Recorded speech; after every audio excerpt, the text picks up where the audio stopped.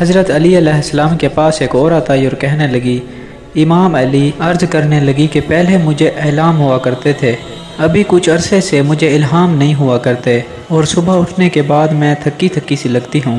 جیسے ہی حضرت علی علیہ السلام نے یہ سنا اور فرمانے لگے، اے عورت، پہلے تم سونے سے پہلے سادہ پانی سے منہ دھو کر سویا کرتی تھی، اب اپنے چہرے پہ کچھ لگا کر سویا کرتی ہو۔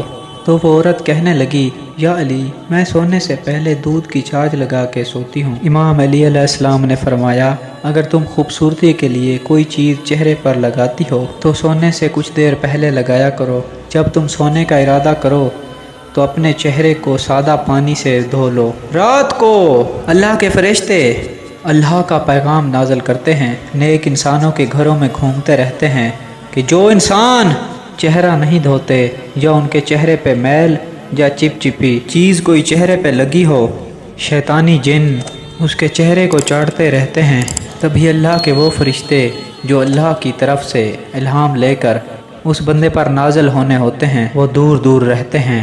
یاد رکھنا، رات کو سونے سے پہلے اپنے چہرے کو صاف پانی سے دھو کر پرسکون ہو کے سویا کرو، تبھی اللہ کا نور تمہارے چہرے کے اوپر برستا رہے گا اور تم پرسکون نیند بھی پاؤ گے اور الہام بھی تم پر نازل ہوں گے اور تمہارا جسم بھی تھکا ہوا نہیں رہے گا۔ اگر ابھی تک آپ نے ہمارا اسلامی ہیلتھ ٹی وی سبسکرائب نہیں کیا تو پلیز سبسکرائب کر دیں اور ویڈیو کو لائک کر دیں۔ اگر فیس بک پیج پر دیکھ رہے ہیں تو ویڈیو کو شیئر کر دیں۔